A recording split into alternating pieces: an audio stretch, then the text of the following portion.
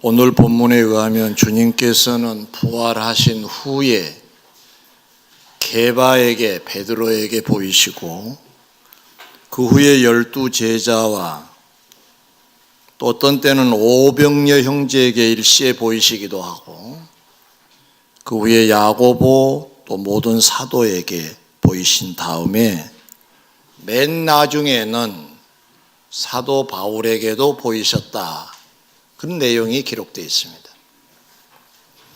오늘 이 내용이 있는 본문을 오늘의 말씀으로 전하게 된 것은 주님이 부활하신 후에 지금쯤 그때로 말하면 누군가를 만나고 계시겠다 이런 생각이 들었었고, 한편으로는 어쩌면 바울을 만나고 계셨는가도 모른다 이런 생각이 들어서 오늘 바울이 부활의 주님을 만났을 때 어떠한 자세와 태도, 어떠한 신앙의 모습을 보였는가를 통해 부활의 주님을 기리고 있는 저와 여러분들이 어떤 신앙관을 가지고 살아야 잘 살고 있는가 답을 얻고자 이 내용이 담겨져 있는 본문을 여러분에게 오늘 소개하게 된 것입니다. 첫 번째로 바울은 자신을 만나주신 부활의 주님을 대하기를 감격하고 죄송해하고 있는 걸 볼 수가 있습니다. 감격하면서도 죄송한 마음을 갖고 있습니다. 8절에 맨 나중에 만삭되지 못하여 난 자 같은 내게도 보이셨느니라고 이렇게 표현을 하고 있지요. 이 말씀은 부활의 주님을 만난 자신을 만삭되지 못하여 난 자, 우리 보통 이런 표현을 하지요. 칠삭둥이 또는 팔삭둥이, 달을 다 채우지 못하고 태어난 아이들을 그렇게 부르기도 하지요. 뭔가 좀 부족하고 연약한 존재를 말할 때 이런 표현을 씁니다. 뭔가 조금 부족한, 온전치 않는 자를 표현할 때 쓰는 보통 낱말인데 바울은 그 낱말을 지금 쓰고 있는 겁니다. 나는 만삭이 되지 못한 상태로 먼저 태어난 자 같은 존재다. 그렇게 태어났다는 얘기가 아니라 그 정도로 나는 못나고 부족하고 어설픈 존재다 라고 고백을 하고 있습니다. 사실 세상적으로 보면 바울은 못난 자는 아닙니다. 왜냐하면 그는 당시의 최고의 학벌이라고 말할 수 있는 가말리엘 문화생입니다. 여기 나오면 요즘으로 말하면 정부 요직에 다 들어갑니다. 관악구에 있는 어떤 대학 같은 그런 학벌이라고 말할 수가 있습니다. 뿐만 아니라 율법적으로는 바리새인이었다라고 했으니까 당시의 바리새인은 율법 박사들입니다. 성경에 능한 자입니다. 뿐만 아니라 어렸을 때부터 로마 시민권을 가졌다 그랬습니다. 서울 시민권을 받은 사람들 몇몇을 살펴보면 가령 월드컵 우리가 4강에 오르게 한 감독 히딩크 같은 사람은 서울 시민권자입니다. 서울 오면 그 혜택을 받을 수 있을 겁니다.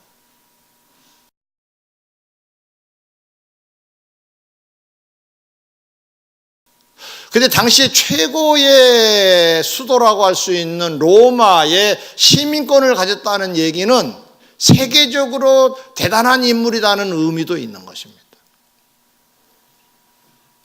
한마디로 말하면 못난 사람은 아닙니다. 잘난 사람이에요. 그런데 왜 갑작스럽게 못난 사람이라고 지금 자기가 고백을 하고 있나요? 나는 칠삭둥이와 같다, 나는 팔삭둥이와 같다고 지금 얘기하고 있느냐? 딱 한 가지 이유입니다. 부활의 주님을 만나고 보니 그렇다는 거예요. 대단한 분 앞에 서니 나는 너무너무 초라한 존재다라는 얘기입니다. 교훈이 뭔가요? 찬란하고 영광스러운 부활의 주님을 만난 자는 자연스럽게 자기 부족을 깨닫고 자기 부족을 고백할 수밖에 없다라고 하는 게 교훈 아니겠습니까? 여러분은 어떤 자로 인식하고 사시나요? 주님의 사도가 된 베드로도 주님 공생의 초창기 때 만나죠. 그는 어부 출신입니다. 그의 생가라고 알려져 있는 곳을 가봤더니 갈릴리 호수에서 그렇게 멀지 않아요. 그러니까 어렸을 때부터 이 갈릴리 바다가 생업의 터전이었습니다. 아버지, 할아버지 대를 이어서 자연스럽게 바닷가에서 자랐기 때문에 바다를 이용한 생업자였겠죠. 어부입니다, 어부. 그가 어느 날 저녁에 다른 사람과 함께 고기를 잡으러 바다에 나갔어요. 근데 한 마리도 그날따라 잡지를 못했습니다. 허탕을 치고 돌아온 겁니다. 그 순간을 좀 확대해서 한다면 실패 인생인 셈이지요. 그날 바닷가에서 주님이 사람들을 모아놓고 설교를 하고 계신 거예요. 하시려고 준비하고 계신 거예요. 베드로 보고 배 좀 빌려달라고. 그래서 예, 쓰십시오. 배 위에서 주님은 설교를 하십니다. 그물을 씻다가 설교를 듣고 그물을 씻다가 설교를 듣고 갑작스럽게 주님이 베드로를 향하여 베드로야 저 깊은 데로 가서 그물을 던져라 하세요. 저녁 내 잡았는데 못 잡았는데 지금 시간적으로 맞지 않는데 꾸시렁꾸시렁 하다가 그래도 가라고 하니까 가보겠습니다. 사실 반강제적으로 나갑니다. 할렐루야 제가 갑니다. 그리고 간 게 아니라 그냥 말씀이 워낙 강렬하시고 눈빛이 너무 강렬하셔서 안 가면 큰일 날 것 같았던 것 같아요. 그래서 갑니다. 그물을 던졌는데 고기를 너무너무 많이 잡은 거예요. 돌아와서 주님 무릎 아래 엎드려 주여 나를 떠나소서 나는 죄인이로소이다 라고 고백을 해요. 주님이 아무것도 묻지 않았습니다. 근데 주님 앞에 제발 좀 나를 떠나달라고 베드로가 얘기한 거예요. 이건 현실적으로 보면 이건 잘못된 표현입니다. 어디 가시려고 하는 주님을 붙잡아야 오늘 저녁도 고기 잡을 거 아니에요. 내일도 고기 잡아 성공할 거 아니에요. 떼돈 벌 거 아니에요. 이제 부자 될 거 아니에요. 이제 빨리 어업을 멈춰야지요. 그런데 떠나달라고 얘기를 한 겁니다. 그러면서 자기가 고백하면 나는 죄인입니다. 내가 볼 때 당신은 보통 분이 아니시군요. 예수님 무릎 앞에 엎드려서 나를 좀 떠나달라고 나는 죄인이라고. 이 말의 의미는 예수님이 그리스도이시군요. 당신은 하나님이시군요 라고 하는 의미의 고백입니다. 사실 베드로는 주님을 체험하기 전에는 마주 서서 대면했습니다. 베드로야 깊은 데로 가서 그물을 던져라 했어요. 구시렁거립니다. 아유 저녁에 그물질을 했는데 한 마리 잡지 못했는데 물때는 맞지 않는데 가라고 또 하시네. 구시렁구시렁 하다가 가보겠습니다. 그랬던 사람입니다. 자, 그림을 한번 그려보세요. 주님과 대면에 주님 말씀하시자 구시렁거리면서 예 알았어요 하고 나가는 베드로와 다녀와서 베드로는 전혀 다릅니다. 예수님 무릎에 엎드려 나를 좀 떠나달라고. 나는 어둠이고 내가 살기 위해서는 빛 대신 당신이 내 앞에 사라져 주시는 겁니다. 내가 그래야 내 존재를 가지고 살 수가 있습니다. 그런 의미입니다. 당신이 여기 계시면 나 못 삽니다. 당신은 속속들이 모든 것을 아시는 분인데 어떻게 내가 당신 앞에 설 수가 있겠습니까? 나를 좀 떠나달라고 했던 것입니다. 바울도 부활의 주님을 만나기 전에는 핍박자 대열에 있었지요. 근데 부활의 주님을 만나고 나니 자기가 얼마나 형편없는 존재인 걸 발견합니다. 그래서 만삭되지 못하여 난 자 같은 존재라고 직접 자기가 고백하기를 나는 못난 자라고 고백할 수 있었던 겁니다. 사랑하는 성도 여러분, 부활의 주님을 기리는 우리들 깊이 묵상하고 기도하여 부활의 주님을 깊이 만나야만이 바른 신앙, 좋은 신앙자가 될 수 있다는 겁니다. 그게 무엇일까요? 나 잘났어요로 세상을 사는 삶이 아니라 나는 못난 자입니다. 나의 실체를 사실대로 고백하고 그래서 모든 것을 출발시킬 수 있는 참 좋은 신앙이 될 수 있다고 하는 말씀입니다. 신앙생활에도 교만한 사람들은 부활의 주님을 만나지 못한 자라고 할 수 있습니다.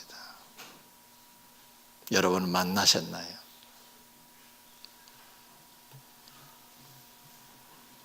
돌아보시라고 말씀을 드린 겁니다. 나는 과연 부활의 주님을 만났나? 베드로처럼 정말로 주님을 내가 제대로 알고 있나? 체험했나? 주님을 정말로 안다면 주님의 자녀로서의 우리의 처세는 한마디로 말하면 교만하지는 않습니다. 겸손할 수밖에 없지요. 두 번째입니다. 바울은 못난 자신에게 사도라 칭해 주셨는데 이걸 또 황송해하고 있습니다. 9절, 나는 사도 중에 가장 작은 자라 나는 하나님의 교회를 박해하였으므로 사도라 칭함 받기를 감당하지 못할 자니라 그랬어요. 내가 어떻게 사도가 될 수 있어요? 나는 사도가 될 수 없어요. 왜? 과거의 이력이 주님을 박해했거든요.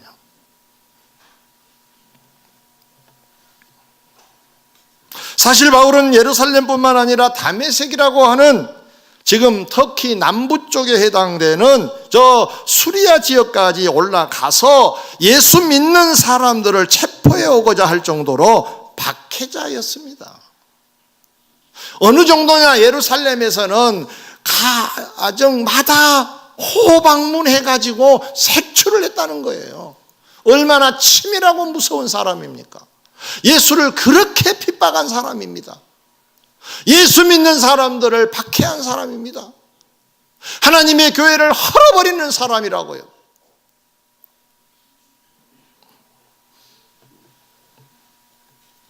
그런 바울을 부활의 주님께서는 사도해라, 날 따르라, 나를 위하여 살라고 말씀을 하셨으니 그 말씀을 들은 바울은 감당할 수 없다는 입장을 가졌어요. 맞지요? 이게 맞는 거죠. 황송해하는 건 맞는 거죠. 교훈이 무엇일까요? 주를 미워하고 반대한 자들을 주 일꾼으로 부르실 때는 마땅히 황송해해야 맞다는 것입니다. 저는 이렇게 강대상에서 기도합니다. 매번 설교하러 올라올 때마다 하는 기도 공개합니다. 주님, 저는 저 미말에 또 잊지 못할 자 아닌가요? 저기 기둥 뒤에 숨어야 될 자 아닌가요? 그럼에도 불구하고 오늘도 이 자리를 주셨습니다. 기도만 그렇게 한 것이 아니라 내 마음속에 그런 생각은 늘 변함없이 있습니다. 내가 과거에 주를 얼마나 위했다고 이 귀한 자리가 지금 내가 서야 할 자리이겠습니까? 음으로 양으로 주님의 교회를 해치고 영광을 돌리기는커녕 오히려 누를 끼치는 그런 삶을 살지 않았을까 돌아볼 때 이 자리는 정말로 사양해야 될 자리 아닌가 하는 생각도 들어져요. 그래서 그런 기도를 해요. 죄송해서. 저는 바울을 이해합니다. 바울은 과거의 이력이 예수님을 박해한 자라고요. 근데 이제는 예수님께서 나를 위하여 좀 살아달라는 거예요. 얼마나 갈등이 컸겠어요. 해치는 자였는데 위하는 자리로 주님이 불러주시고 칭해 주셨으니까 얼마나 고민이 컸을까요? 누가복음 19장에 보면 여리고 성읍 제사장 세리장 삭개오라는 사람이 소개됩니다.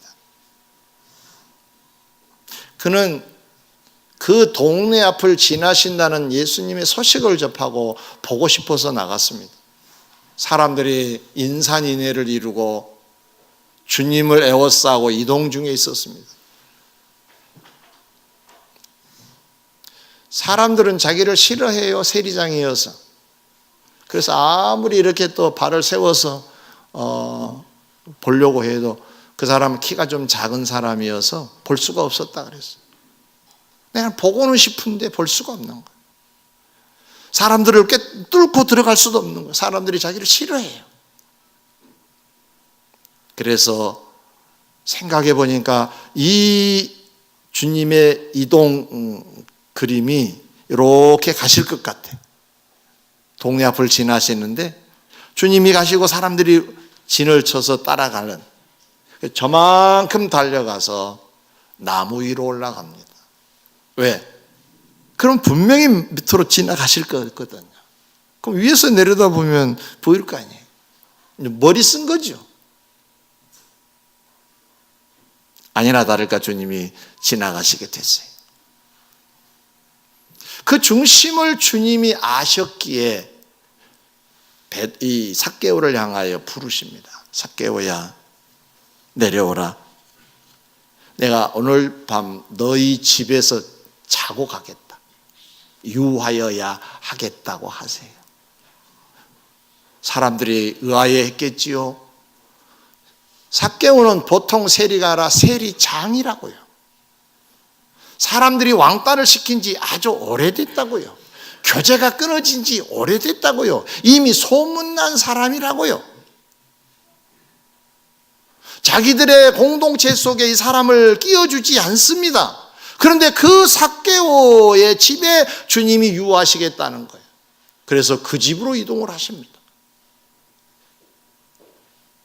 사람들은 흩어지기 시작합니다. 왜냐하면 삭개오의 집에 간다는 것은 그들의 상식선에서는 용납될 수가 없었습니다. 저 멀리서 구경이나 하고 있었겠죠. 어떻게 하는가 보자. 근데 그 집을 찾는 사람들은 의외로 많았습니다. 어떤 사람들이냐? 세리와 직업 여성들이었습니다. 평상시에 자기들끼리 모였던 사람들이 그 집에 모여들게 됐습니다. 주님이 그 자리에서 차도 대접 받으시고 식사도 하고 그러셨겠죠. 그 순간 삭개오는 이렇게 주님 앞에 고백합니다. 주여, 보시옵소서. 내 소유의 절반을 가난한 자들에게 주겠사오니 만일 누구의 것을 속여 빼앗은 일이 있다면 내가 4배로 갚겠습니다. 주님이 아무 말씀 안 하셨는데 왜 이랬을까요? 당시의 삭개오의 심리는 무엇일까요? 사람들은 자기를 죄인 취급해서 거리를 두고 있지만 주님이 날 사람 대접해 주시니, 그리스도 되신 주님께서 나를 대접해 주시고 그렇다면 내가 구원받은 백성이 되었으니 내가 이제 주를 따를 수 있는 사람이 되었구나 생각해 보니까 뭔가라도 기여하고 싶었던 겁니다. 뭔가라도 자기가 할 수 있는 일 혹시 내가 뭐가 있을까? 무엇이든지 좀 하고 싶었던 겁니다. 그래서 평상시에 주님의 이 사상을 생각해 볼 때 주님은 어려운 사람을 사랑하고 어려운 사람을 눈물 닦아주는 그런 분이었기 때문에 자기 재산을 내놓고 그 사람들에게 준다는 것은 주님 정신에 부합하다고 생각을 했겠지요. 그래서 내 모든 재산 절반을 가난한 자들에게 주겠다고 과감하게 선언을 하게 됐던 것입니다. 사랑하는 성도 여러분, 주님을 만난 삭개오, 주님이 불러주셨을 때 감격하고 감사하고 기여하고 싶었다 그랬지요. 다른 생각을 왜 안 했겠습니까? 바울도 박해자인 자신을 사도로 불러주시니 황송해하면서 감격하고 감사하고 있다 그랬습니다. 부활의 주님을 기리는 우리들은 부활의 주님을 만난 직분을 맡은 우리들, 아무 일 없었던 것처럼 맞아, 내가 마땅히 그 자리에 일할 자지라고 해서야 되겠습니까? 나는 안 되는 사람인데, 나는 이 단에 설 수 없는 사람인데, 나는 이곳에 올 수 없는 사람 아닌가 하는 갈등이 있는 자로서 황송해하고 감사함으로 따르는 것이 순서 아니겠는가 하는 말씀입니다. 사실 우리도 바울처럼 삭개오처럼 과거들이 있지 않습니까?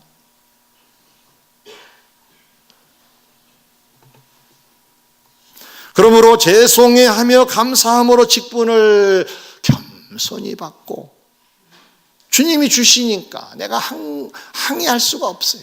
내가 겸손히 받고 그 직분을 잘 감당해야 되지 않겠냐는 거죠. 우리는 가끔 주님을 따르고 주님의 직분을 맡을 때 이 직분은 내가 언제든지 버릴 수도 있고 언제든지 취할 수 있는 것처럼 여기면 그건 잘못된 자세입니다.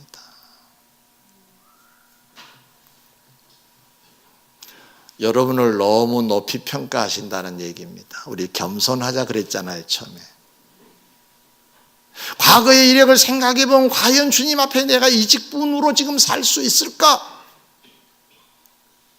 안 되는데 갈등의 구조 속에 황송해하고 감격하고 감사하면서 잘 받아들여야 되지 않겠냐는 거죠. 역으로 말해보면 직분 앞에 갈등이 하나도 없었거나 받은 직분을 대충 해치우거나 소홀하다면 외면한다면 부활의 주님을 과연 내가 만난 자인가를 돌아볼 필요가 있겠죠. 주님의 부활을 목격하고 만난 사람들, 체험한 사람들은 이렇게는 안 살거든요. 세 번째 마지막입니다. 사도 바울은 못난 자신을 부활의 주께서 만나주시고 박해했던 과거 묻지 않으시고 사도로 세워주심에 황송해하면서 감사했다 그랬지요. 그것이 다냐? 아닙니다.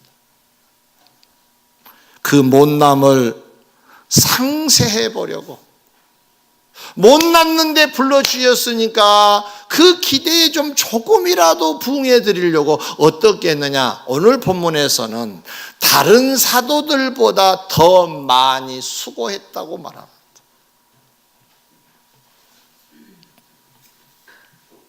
여러분, 사도들을 연구한 어떤 논문을 보니까 사도들이 굉장히 치열하게 살았던 흔적들이 있고요. 그리고 거의 다 순교했다고 합니다. 신앙의 중심이 없으면 순교는 어렵습니다. 그러면 마지막에 순교만 했을까요? 그 신앙을 유지하고 있었다는 얘기잖아요. 그러면 부활의 주님을 목격한 제자들 여러 차례 만나 주셨는데 그 제자들이 보통으로 살지는 않았다는 얘기죠. 엄청 수고 많이 했겠죠. 그런데 바울은 더 많이 수고했다고 합니다. 누구보다 그들이 누군가요? 사도들보다. 그럼 사도들은 대충 산 사람인가요? 아니에요. 엄청 수고한 자들이에요. 그들보다 더 많이. 왜?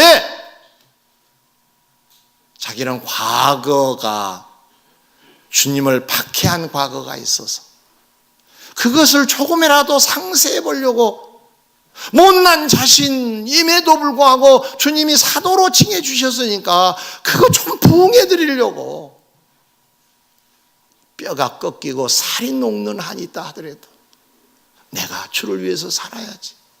이게 바울이었다는 거예요. 실제로 성경을 보면 바울의 곳곳의 역사가 놀랍습니다. 한 번은 어떤 성읍에서 예수님 전한다고 얼마나 많이 맞았는지 돌에 맞아가지고 피투성해서 사람들이 죽은 줄 알고 성 밖으로 던져버렸다 그랬어요. 그 다음 날 그는 다시 복음 전선에 섭니다. 이렇게 산 사람이 바울이에요.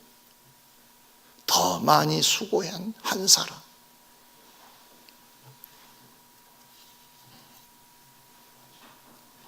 누가복음 7장에 보면 한 여인이 한 동네에 나타나신 주님 뒤를 밟아 따라갑니다. 바리새인 집이었습니다. 그런데 보통 사람들을 초대하면 그 지역은 분지 지역이니까 먼지를 많이 이제 몰고 다닙니다. 신발을 이렇게 신고 이렇게 더운 지역이니까 이렇게 다니다 보면 거기에 발에 먼지가 많이 묻을 거 아니에요. 그래서 그 사람들은 의무적으로 발을 씻고 손을 씻고 식탁에 올라가서 밥을 먹습니다. 이걸 역으로 초대한 사람들은 반드시 물을 내놓는 것이 예의가 됐습니다. 예절이 됐습니다. 그런데 그 바리새인은 예수님께 물을 떠내지도 않았습니다. 다른 집에 가시려면 물을 떠낼 정도가 아니라 종들이 있을 경우에, 하인들이 있을 경우에 와서 발까지 씻겨서 이제 위로 올려드립니다. 그런데 초대만 했지 물도 종도 보이지 않습니다. 뒤를 밟고 있는 그 여인이 너무 안타까워서 쫓아 들어갑니다. 눈물을 흘립니다. 그 눈물은 많은 사연을 담고 있겠죠. 예수님 발에 눈물이 뚝뚝뚝뚝 떨어지기 시작합니다. 그걸 자기의 머리를 풀어서 머리털로 닦아드립니다. 전 잘 모르겠는데 누가 그러더라고요. 여자의 자존심은 머리라고. 그래서 맨날 그렇게 만지시잖아요. 자존심을 자꾸 만지시잖아요.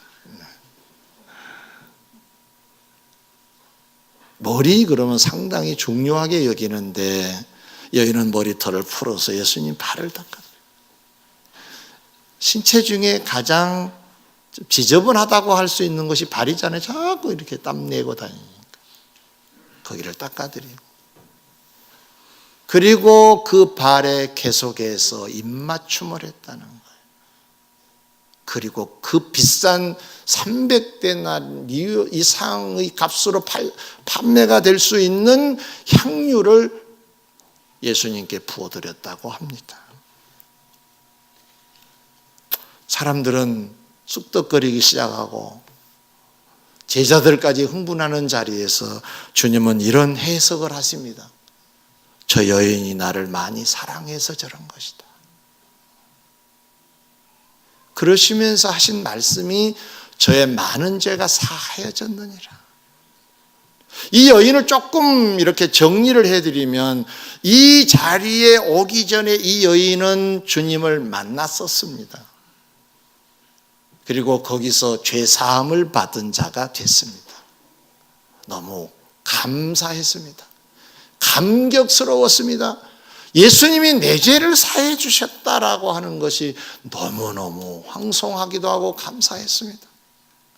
그래서 내가 뭔가라도 주님을 위하는 길이 있으면 내가 뭔가라도 좀 하고 싶다라고 했는데 바로 그때였습니다.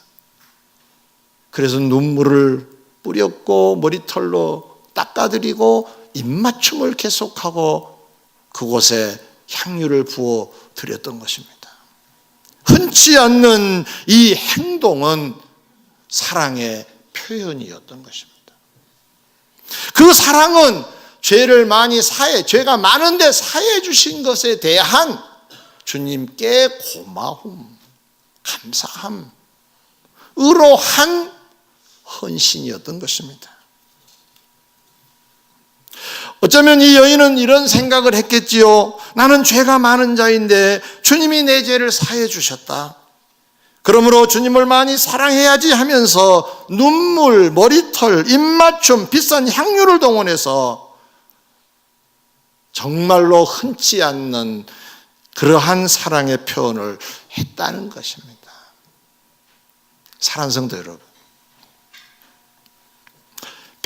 박해자였던 바울, 사도로 불러주셨을 때 황송해하는 갈등도 있었지만, 그러나 본격적으로 사도로 활동을 할 때는 다른 사도들보다 더 많이 수고하는 삶을 살았다고 하지 않습니까? 부활의 주님을 만나고 나서 말이에요. 주님을 만난 그 여인은 또 더 많이 사랑하는 것으로 흔치 않는 헌신을 했다고 하지 않습니까? 말씀을 맺고자 합니다. 부활의 주님을 기리는 저와 여러분들은 어떻습니까? 지금까지 어떻게 사셨습니까? 좋습니다.